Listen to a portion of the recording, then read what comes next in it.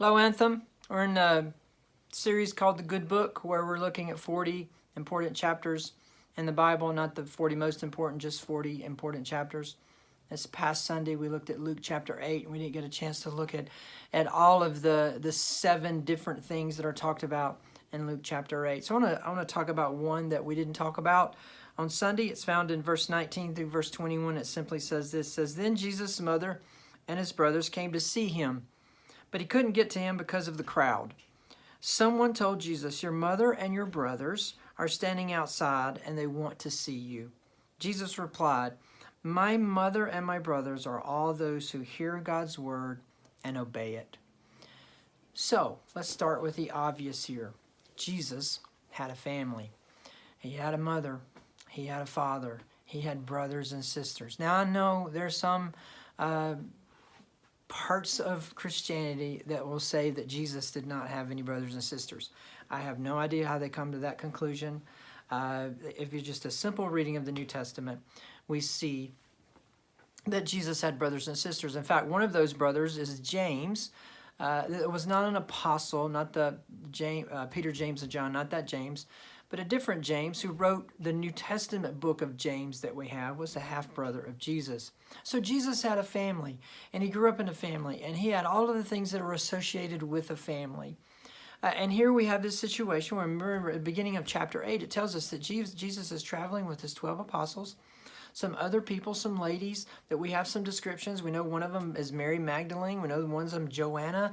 Because Luke, Dr. Luke, who's writing this, lets us know who those people are.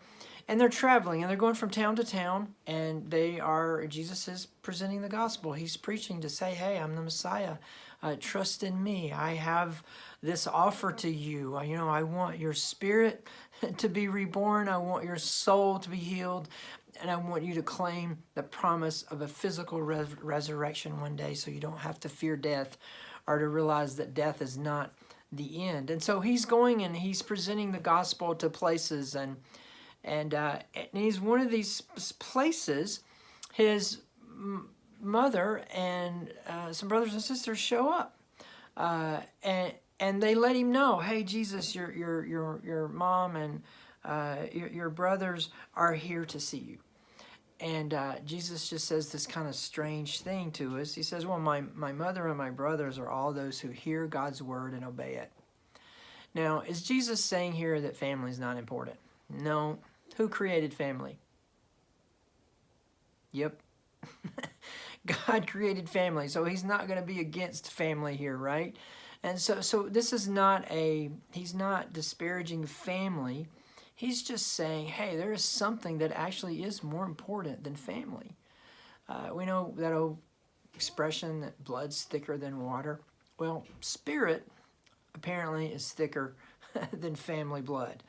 And Jesus is going, listen, anybody who obeys, who hears and obeys the things that I'm teaching, they are my true family. That is really what we are about. Now, it's important. He says there, those who hear it, and you can just read above that in the parable of the lamp, where he talks about the importance of listening. Not just hear it, but those who obey it. What's the it? The gospel. Living out the gospel. Living out God's way of life. Living out the resurrected life. When I hear it and I obey it, then I am a part of God's family. And being a part of God's family is more important than being a part of your family. And I don't care how awesome and great your family is. I don't care how great your grandmother is, or your grandfather is, or your mom and dad, or how beautiful your kids are.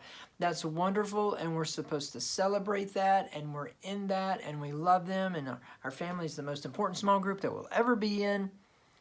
However, when it comes to my devotion to God, of listening to him and obeying what he has for me, even family takes a second place to that. And here Jesus is just reminding them of that, of saying, hey, here is the most important thing. Now, again, he's not saying family's not important. We go on, and when Jesus is on the cross in the process of being crucified, he looks down at what we assume, and from all indications point to the Apostle John, and he says, John, you have to take care of my mother. I want you to take care of my mother. My mother needs someone to take care of her. And so this is not a throwing away of the family. It's just a little short reminder of the proper priority, and that hearing and obeying God is at the top of the list, and everything else has to fall under that. Hope that's helpful, and hope to see you at church this Sunday. Have a fantastic day.